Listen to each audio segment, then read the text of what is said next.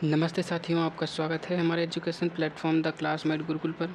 आज का हमारा टॉपिक है महाद्वीप एवं महासागरों के नितल की उत्पत्ति, origin of continents and ocean basins. तो इसमें हम पढ़ेंगे कि महाद्वीप, जो पृथ्वी के धरातल पर जो महाद्वीप एवं महासागर उपस्थित हैं, उनका निर्माण या उनकी उत्पत्ति कैसे हुई है। तो चलिए देखते हैं। महाद्वीप महासागर ग्लोब के दो प्रमुख अंग माने जाते हैं। जो ये महाद्वीप और महासागर होते हैं, ये दोनों मिलकर एक ग्लोब का निर्माण करते हैं तथा पृथ्वी के प्रथम श्रेणी के उच्चाउच के अंतर्गत आते हैं। जो पृथ्वी पे सबसे पहली परत जो है भूपर्पटी, उस पर ये दोनों प्रथम श्रेणी के उच्चाउच के अंतर्गत आते हैं।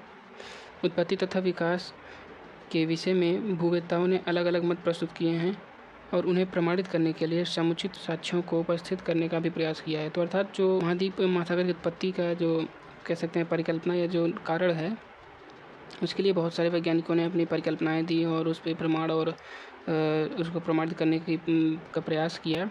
उसको हम आगे पढ़ेंगे, उसी के बारे में कौन कौन से वैज्ञानिकों ने कौन कौन सी परिकल्पनाएं दी थी। पृथ्वी के धरातल का लगभग 70.8% भाग जल तथा 29.2% भाग स्थल है, परंतु जल तथा स्थल का यह वितरण भी समान नहीं है। मतलब कि एक समान रूप से नहीं है कि यहाँ से यहाँ तक जल होगा फिर उसके बाद स्थल होगा। ये हर जगह अलग अलग, कहीं जल, कहीं स्थल, कहीं टापू, कहीं महाद्वीप, कहीं महासागर, ऐसे ऐसे करके वो वितरित हुए हैं। तो आगे चलिए देखते हैं।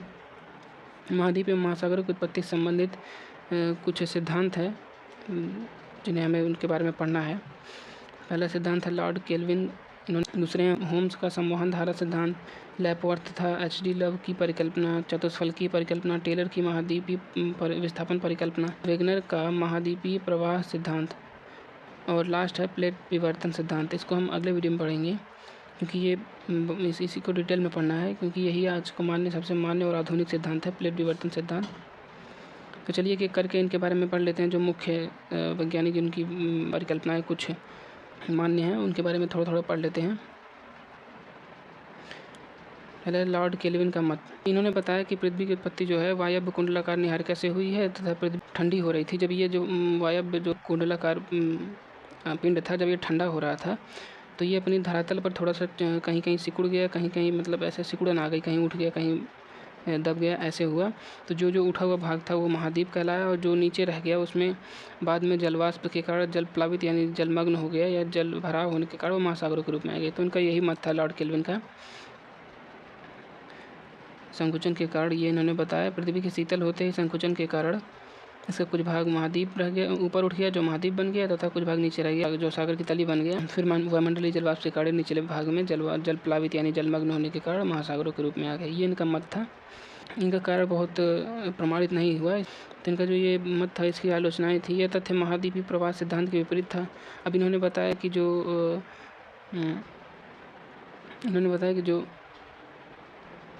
उत्पत्ति है पृथ्वी की, जो महाद्वीप महासागर की उत्पत्ति है वो एक बार सिकुड़न की वजह से हो गया। अब मतलब उसमें स्थिरता आ गई होगी। जब एक बार हो गया, सिकुड़ गया, मतलब हो गया, तो उसमें अब तो परिवर्तन होगा नहीं। किंतु महाद्वीपीय प्रवाह सिद्धांत जो है उसके विपरीत है। आगे हम पढ़ेंगे क्या है महाद्वीपीय प्रवाह सिद्धांत, कि महाद्वीप एक दूसरे की तरफ आते जाते इधर एक दूसरे से दूर और पास आते रहते हैं या उनमें प्रवाह होता रहता है।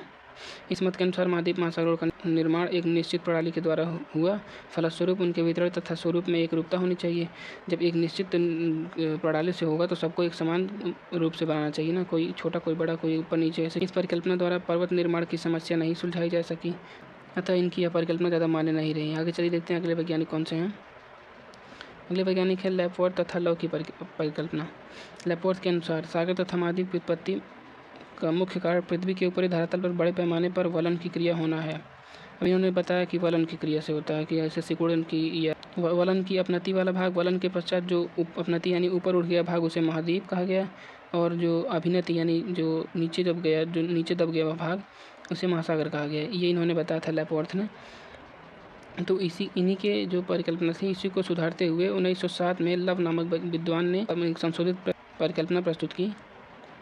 इनके अनुसार पृथ्वी का केंद्रीय आकर्षण शक्ति के कारण उसके धरातली भाग में अनेक स्थानों पर उत्थान तथा धसाव हुआ। केंद्र के अंदर जो उसकी आकर्षण शक्ति है उसके माध्यम से कहीं धस गया, कहीं कहीं उठ गया। उसकी वजह से धसे हुए भाग में जल भराव से महासागरों का निर्माण तथा उठे हुए भाग महाद्वीप बन गए। ये इनकी लैपवर्थ और लव की परिकल्पना, ये भी ज़्यादा मान्य नहीं हुई। आगे चलिए देखते हैं। टेलर की महाद्वीपीय विस्थापन परिकल्पना। टेलर नामक वैज्ञानिक थे, इन्होंने महाद्वीपीय विस्थापन परिकल्पना दी थी। टेलर ने महाद्वीपीय प्रवाह सिद्धांत का प्रतिपादन 1908 में किया था। इन्होंने 1960 में इसका प्रतिपादन किया था।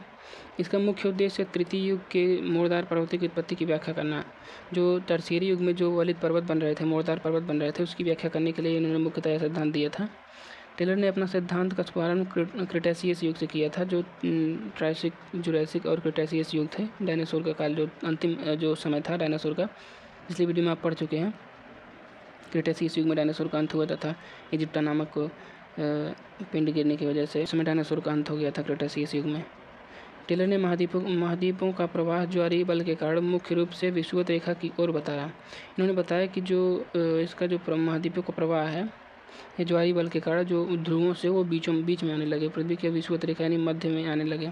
हिमालय, काकेशस तथा आल्पस पर्वत श्रेणियों का निर्माण लॉरेशिया तथा गोंडवाना लैंड ध्रुवों की तरफ से विषुवत रेखा की ओर प्रवाहित होने के कारण हुआ।